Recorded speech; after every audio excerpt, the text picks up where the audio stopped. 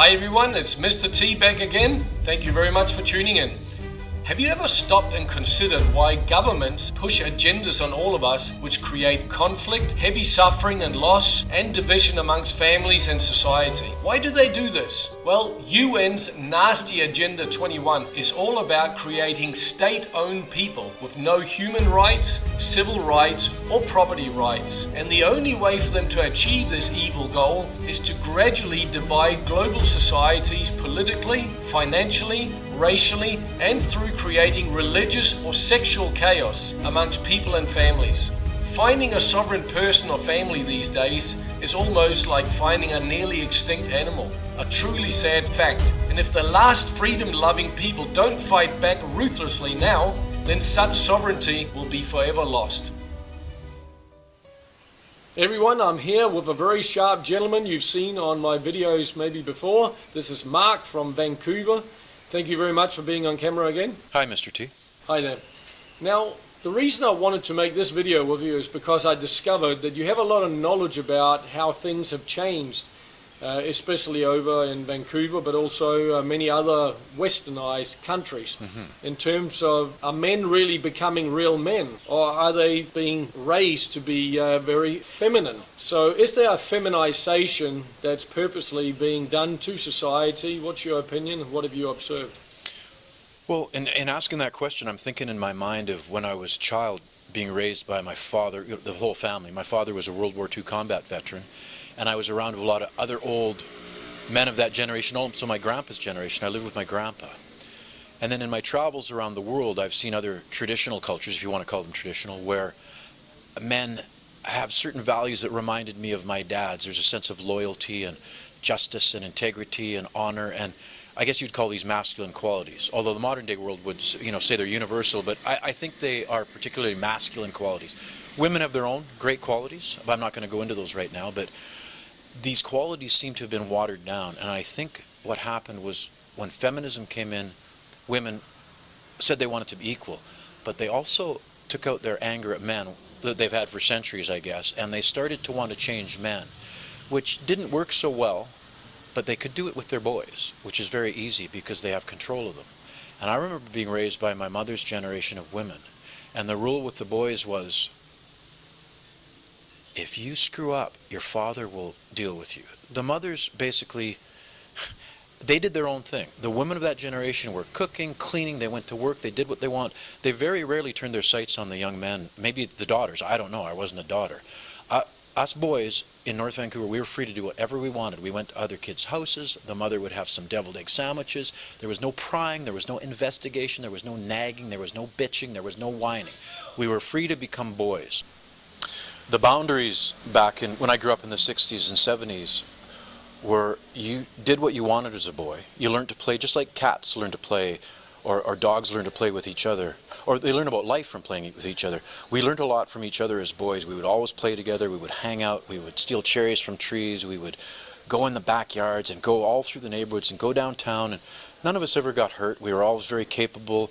We were disciplined at a very early age by the fathers and mothers so that we did not need to be supervised. What I've noticed has changed is there's no discipline, but constant supervision. I've read, this could be wrong, but I don't think it is, that the modern young male in North America spends less time outdoors than a prisoner in a maximum security prison. In other words, the modern female has imprisoned their young boys. And it's very disheartening to me because young girls seem to be succeeding in the society. They're getting ahead, they're going to university, they have the go-girl attitude, feminism, and no one's on the young boy's side. In fact, there's something called toxic masculinity. But what I'd like to say to people is, we all know as men there's assholes out there, men that we would like to imprison or even kill. And we've done that for centuries. But now we're all considered toxic just by being masculine. Without masculinity, who's going to save the women off the Titanic and throw the boys and the women in the lifeboats? Who's going to protect us when the shit hits the fan? It's men and other men. As men we know that, and women throughout the centuries have known that, but they don't know it anymore. Women nowadays in our culture view men as an adversary, and they can't really deal with them, but they can deal with the boys. So in dealing with the boys, it seems that women are taking out all their frustrations with men, which is natural. Women have frustrations with men as we do with them, but it's usually dealt with either in the bedroom or around the dinner table. But nowadays, there seems to be an agenda against men, which is being taken out on the young boys who are defenseless. Don't you also think that if we take a bigger perspective on it, the reason why all this fighting and disconnection is happening in the families is because of an agenda by the elite and the government? If the family units are functioning really well, then it's hard for them to control us. Of course. Where if they've got us divided and separated and confused, then it's easier to get us to where they really want us, which is to be state-owned property. And that's why I believe you've seen all the laws over the years have lent in the favor of the woman, which is part of their agenda, to break down the family unit and then give unfair payouts during divorces to often the woman. I'm not saying in all cases, but often if the man, he had the wealth when they met, she had much less or nothing, then suddenly if they split up 1, 2, 3 years later, then she's given half of his fortune that he had worked so hard and taken risks, etc., to accumulate over the years. And that makes him very bitter, so that now he would never dare to find another person or lady in that kind of system. And he starts heading overseas, like we see a lot of people are heading to different parts of the world to find women from different cultures under different rules and laws. So what's your take on the government, the welfare society, the rules, the laws? How is it breaking down the family units, in your opinion? Well, they learned from Alexander the Great, whose motto was divide and conquer, and the easiest way to divide is get in the family, because men and women in the culture I'm from don't get along anymore. I've been to cultures where men and women get along. Usually they spend most of their day apart. The men do their thing, the women do their thing, and they come together for dinner or for family or for the evening. But there's not this sense of equalness where everyone's the same. It's actually quite disgusting, this whole idea of equalness where everybody's the same now. It's like a homogenized society.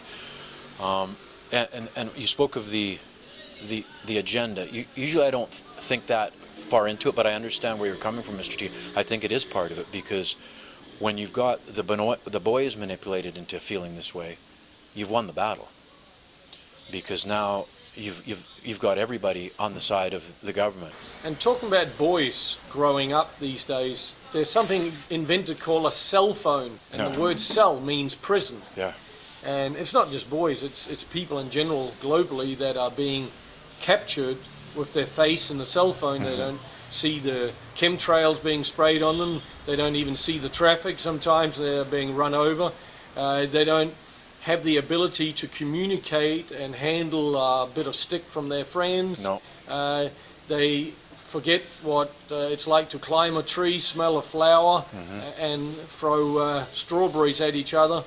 I mean, the boys are stuck inside a lot, you said. Very much. So anything you want to comment on the cell phone and the captivity that's happening? I remember the great joys of my childhood were being outside with friends and being able to go to any of my friends' house through the back door and hang out in the basement, just like in the 70s show, which is quite accurate because that's when I grew up. And there was always food available. Again, there was no questioning. You very rarely spoke to the father, hey, Mr. Hill, or hey, Mr. Farr, or the mother. But it was all about the boys. We were allowed to do whatever we wanted, whenever we wanted, as long as we were home at night. The modern boy, I see them walking around with their mother as though they're dating. Now, there's no husband around. He's either been kicked out of the house, or there's a divorce, or he's a jerk now. Because we all become jerks, I noticed, too. All men become jerks. How that happens, I don't know. At one point, these women love these guys to death, and then he's a jerk. You think she would know he's a jerk right to begin with, like the rest of us do, but that doesn't seem to be the case. But these young men seem to be captive of their mothers. I hung out with my mom because I wanted to, because I had spent all the time that week with my friends, and sometimes all of us would hang out with my mom or someone else's mom. It's because we chose to, not because she had to be with us. But the modern boy is definitely not as masculine as they used to, given the traditional definitions of masculinity, which most people nowadays wouldn't agree with anyway. So it's all working to their favor, because the boys have become, they're like neutered, like dogs. The average dog walking around the streets is neutered because they're too aggressive, they're too much to handle. And a boy is now too much to handle for the school teachers, for the system, and for the mothers. And I mean too hard to handle just looking out the window at a bird or thinking, I'm going to go play with. None of this is allowed anymore. You can't even play hockey in Canada anymore without someone saying, put the nets down. We're not allowed to be boys anymore. I blame the women, The men don't give a shit because they're so tired of their wives they don't even want to listen to them. Now, anyone that's dated modern Western women knows their fascination with the doctor. I've never been to the doctor. The hell am I going to go to a doctor for? I don't need doctors unless I'm in a car wreck. Every woman I've dated, and I've dated many of you girls, too many actually, I hate to admit it because you'd probably be offended by how many I've dated. Every one of you goes to the doctor at least once a month, sometimes twice a month. For this, for that, for this, for that. That's fine. You can keep your feminine, estrogen-fueled need of medicine fine, but you've imposed it on the young men. They're all medicated up the hilt. They're vaccinated up the hilt. They've got ADHD, ADD, LGBTQ. They got fucking numbers added to them. And I blame the females because the fathers are usually working. They don't even know what the hell is going on. You've got your kids so medicated, they've become just as ugly as you have. And that's a sin because boys should be lean, fit, climbing trees, jumping around, fighting, smacking each other's faces, stealing once from the corner store so that daddy has to go down and tell them what stealing's not like because they're humiliated in front of the manager. None of these lessons are learnt by young men because they're under your sway. And you women, I hate to use the profanity, you screwed up with the young boys. As for the daughters, that's not my concern. I raised daughters. I did my best. And most girls nowadays seem to be sort of well-formed. They're educated, they're strong. But you let the boys down. You let your husbands down. We all know that. But you let the boys down. And I know you hate to hear this and you're going to get all defensive, but you think of the amount of medication you've hammered down your son's throat and the amount of sunscreen you put on them? Sorry, girls, you screwed up. I don't have much more to say, Mr. T. The whole thing starts to get me pissed off. Once he's 10, 11, 12, 13, 14, I mean, he should already know it. It's that tone that comes before the smack. Mm-hmm. And of course, the world doesn't want us to smack the kids. That's cruel. No, it's not cruel because we are teaching them consequence. If you cross this line, boom, there's consequence. And then after a while, when they've had a few smacks, then they don't need to be smacked anymore because that, hey, what did I tell you? Comes just before the smack. Yes. And when I say smack, I don't mean beating mean. your kid up. It just means sometimes, if it's a 6 or 7-year-old being a little shit, he gets a smack in the ass or a smack around the arm or something like that and say, are you finished? Or are you going to do that again? And then he said, sorry. Okay, just don't do it again. I love you, but you do that again, you'll get 5 more of these. And then he starts understanding how the world out there works. And then you also remind him, you should be happy I smack you so lightly, because the guy out there who doesn't love you, he'll beat the living crap out of you. Yeah. So I'm actually saving you in the future from being beaten up. And a lot of these little weaklings actually get a good walloping sometimes. Oh, yeah. And today there's not just one guy who knocks him down. That's not enough. No, they have to crush his ribs and stomp on his face and kick him 55 times. And often they end up dying. I mean, what's your comments on all this lack of consequence in society to boys especially? Well, it comes back to what I said about discipline and supervision. There's a dog right over there, Taylor. It's a Belgian Malinois. And he doesn't listen to anyone, but he listens to me. Because the first week he was here, he gave me a light bite. And I disciplined him. Now, some of the people in the hotel might have been upset because I was harsh on him. I told my daughters raising them, I'm going to be harder on you than life ever will be. And it didn't take much. It took one smack on each of the girls' bums. That's it. And it wasn't a repeat situation. I didn't have to supervise them. After that, all it took was a look. But what we're talking about, Mr. T, is what can be defined by most feminists and most modern people as toxic masculinity, which is that spank on the eye. You're not allowed to do that. One spank is all it requires with a child. The kid will never even think about doing anything bad again in your presence. All it takes is a look. Just the kid knows. But that's not done by the modern women. They supervise them endlessly. There's this other thing in America about these shootings, these mass shootings of kids. I bet none of those boys have ever been outside. They've never played with any of the boys. They were usually rejects. Most of them are on psychiatric drugs. Leave the kids alone, like they said in that Pink Floyd album. Just leave the kids alone. They're fine. As adults, you got to live your own life and let the kids follow you. But instead, modern people, they turn around and observe their kids. Why are you living your kid's life? Live your own life. Take care of your husband so you don't have to call him a jerk. Look after your family. Look after your home. Cook. Learn to cook. I know that's a tough one. Learn to cook. Cook the kids some food. And so you don't have to turn around. Let the kid free. Send him outside. Try sending him outside to the friend's house without you phoning the friend and seeing what's going on. Just try it for once. See if your kid can handle it. If you can't handle it, you've probably done something wrong. And you have. the kids are not prepared for the modern world out there because the world's still run by men. It's a man's world. And when you got a kid that's feminized like this and he gets out into there, now he's got to act macho. You see these modern pukes walking around with beards, like they're a logger, like they're a lumberjack. You take the beard off, they don't even have a chin. So I'm offended by the whole thing. I'm upset by the whole thing. I guess you could say I was pointing fingers, but I've had fingers pointed at me for the last 30, 40 years by almost every woman I've met. I got so tired of it, I don't even listen to them anymore. But the young boys have to. My advice for young boys is tell your dad to tell mom to start cooking while you slip outside and go hang out at your friend's house. Get a guitar, playing rock, do something with your lives. But mommy will object to it. So, Mr. T, I feel like going for a run or something. Am I allowed to go or should I ask my mom? 6 hours later. Now, I want to come back to the point that governments are purposely infiltrating themselves with laws as well to screw the family unit up. And our freedoms and our happiness and sanity stops where their noses begin. And now they have drag queen visits in schools. You have the whole transgender. They're trying to confuse and twist society's brains that there's a third gender. And we all have to address this third gender as it's ma'am, you know, when it's really a bloke with a little bit of drag queen outfit on. What's your opinion on all of this, and how's it screwing up society? This morning I saw a video of the modern Barbie, which is a genderless Barbie, and I thought, perfect for the modern boy. The thing's got a prick, but it acts like a pussy. But when you mentioned Mr. T, I grew up in a family that was, it seemed, all women. Lots of female relatives, sisters, mothers, aunts. No men except me and my dad and my grandpa. And I was looking at pictures recently of when I was a kid, like 2, 3, or 4. I was always dressed as a little girl. Why? Because I had 2 sisters that were older than me by about 8 or 9 years. And here's this cute little brother comes along, and, well, I became the living doll. Well, it didn't mean I was going to grow up and start, you know, giving guys hand jobs in Stanley Park. I still knew I was a boy. I just had fun dressing up.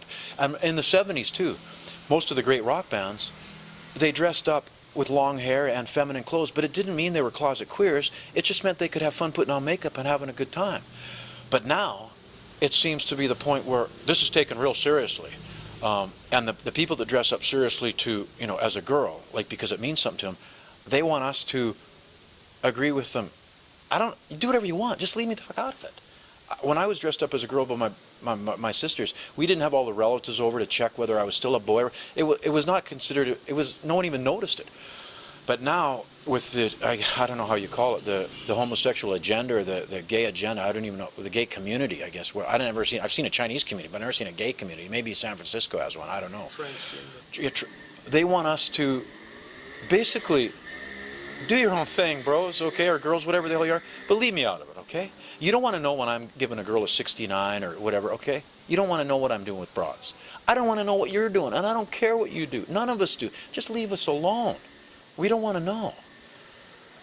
That's all I got to say about that, Mr. T. It pisses me off. And the consequences in society is confusion, division. People are angry. They're scared of even talking to each other because, shit, I could get in trouble. I see that transgender over there who's very loud, who's demanding to be called ma'am when everybody can see he's a bloke. I mean, it's so freaking pathetic, isn't it? Pathetic. You know, and that's where, when you're living in a country where there's laws supporting those twisted people with personality disorders, I mean, that becomes dangerous territory to even live on. That's true. I like to see the other side of the thing because in many countries in the world, if you are homosexual, you can be killed, burned to death, and that's revolting, it's disgusting. We all know that. In North America, I'm sure there's still prejudice against homosexuals and transgenders. I'm not one of them, and I understand their fight, but your fight is not going to be won by pressing this upon people. Equal rights for all people, I agree on that. No one should be pulled over or hurt, and I think other men and women would stick up for that. Maybe we haven't in the past. But the way it's going is it's turning everybody against these people that are demanding rights, which they already have. And it's just become tiresome in the modern world. There's so much information out there that just doesn't seem to adhere to, like you said, with families. It's so much better when it's simple, when men and women get along and they take care of their kids and they don't get divorced because of all these silly... Men only marry women because they love them. And that love usually lasts for a lifetime if a man's intelligent. We all know that. Men very rarely leave their wives in the past. It's the women that leave their husbands. Why? Economic reasons. Maybe they want to do the guy that does the pool or whatever. But men, remember this, woman, if a man marries you, it's because he loves you. The ones that we don't marry, we could give a shit whether you'll ever die. Trust me, I'm a guy. You like to think we like you. We don't give a shit about you. But if we marry you, put a ring on your finger, you best expect complete loyalty, because that's what we're going to give you. But you don't value that anymore. You don't care about that anymore. You don't care about your boys. You don't even raise your boys to have loyalty and dignity and honesty. So the whole thing has become screwed up to the point where the modern man, most of us, we don't even care what we should care about most, which is our wives and women in the world. We don't care about them anymore. That's become really sad. So the governments are really winning. They won. Yeah, they did it. They really did a good job. And I think a lot of the time, guys just kind of let it, oh, well, I'll keep my mouth shut. I won't argue with her because then it's probably going to cause a bigger drama or whatever, because she's a bit of a drama queen. And then they don't get that issue resolved. Where if we look at it like thistles in the garden, and every time you spot a thistle, boom, you attack it, and you'll put the whole relationship on the line over that one thistle. It's not about him being right or her being right. It's about finding out what is right and then get rid of that thistle so it doesn't keep prickling the feet anymore in the garden of love. One thing I find particularly ironic about progressives and liberals, the term progressives. And when you look back to the World War II generation in North America, there's never been a society anywhere in the world that could compete with America in the late 50s, 60s, and 70s as far as prosperity, the happiness of the people, the white picket fence. And then just like a spoiled child, the modern American female said, "This ain't enough. We want equality. We want to go to work." I don't think any husbands could give a shit if you went to work or not. But the problem with work is that now you need a car. And now you're going to pollute the environment. And then 30 years later, the same people are going, now climate change. We need to stop driving. You're the ones that started driving in the first place, okay? If you just stayed home, cooked, cleaned, and looked after the kids, let the husband go to work and do whatever he wanted, we could have maintained that society, one income. Things were going quite smooth. But the progressives needed to change it for the better. But they never change it for the better. It always seems to go downhill until you've got this system what we have now where, what is it, a 60% divorce rate? You've got the amount of problems in North America are through the roof, and they're familial problems too. They're not society problems. They're actually stuck in the family. So, like you said earlier, they won. The people that figured this out back in, I think it was the early '60s, somehow is when it all started. They won. They beat us, and I hate to admit it, but living in North America now, it's like being at school all year. You're constantly bothered and pestered and bugged. There's no free time. And that's the way women live their lives. You know how women are always busy. Men will cut the lawn and then they'll go sit and do nothing for 3 hours. But women are busy all day. Well, they've made us all busy. Once you came into the workplace, you screwed everything up because men used to work hard and come home. 40 hours a week maximum back then. And we had the richest society ever in the history of the world. But you guys came into it, and now everybody's busy constantly, including young boys at home, including everyone's busy doing things. They're always on their cell phone. They're not engaged with other people. So you did a good job. You listened to your leaders. One thing that women should have said back then to the feminists, they should have said, really? We've already got the best society going. How can you improve it? Equality. Well, does equality mean I got to go to work too and become stressed like my husband? I don't want it. You guys bought something that wasn't good for you, wasn't good for the children, it certainly wasn't good for husbands. But carry on. Keep getting fat. Keep doing what you do because it's not my business anymore. Have fun. Oh, that's rude, Mr. T. That's just plain rude what I said there. Harassment? He says... Yeah, get out of here, man. All right, Mark, if you were to give some final advice to people on how to raise children and how to stick together as a family and protect each other instead of protecting egos and working for the state, what would you say? Well, that's a tough question. I can only go by what I've seen in my life and in my travels, and the key to it is a family unit that stays together. And often you'll hear, if we aren't getting along, it's better for the children that we separate, which is, there's a truism there, but it's a huge excuse because in marrying a man or in marrying a woman, you got to pick the right person. And how you do that, it's up to each individual, but it's the most serious decision you're going to make in your life. And you shouldn't be getting divorced. Marry someone that you love, that you can trust. Doesn't mean you need to be screwing all these dudes to find this out. Should be quite obvious to you as a young lady or a young man in your 20s who is good for you as a husband. But if you get a good husband, stick with him. Make the family unit stick. Work together. And that's not done at the first or second or third sign. She's gone with the kids. The house is gone. The man is now economically crippled. She's got a new boyfriend in there. The kids hate the new father, as they all do. Everyone hates stepfathers. Whatever you as a single mother think about the dudes you're bringing to your house, I guarantee your son and daughter hate the fuckers. They hate his guts. They'll tell you they like him because they play his video games with him. They hate his guts, okay? They want daddy back. Even if daddy, you call him a jerk, they want daddy. But it's over. You screwed it up. Keep the family unit together. Good luck keeping that promise, though. I doubt you'll be able to do it. That's my advice. Thank you, Mark. Always powerful words from you, and all the very best down there. Thanks, Mr. T.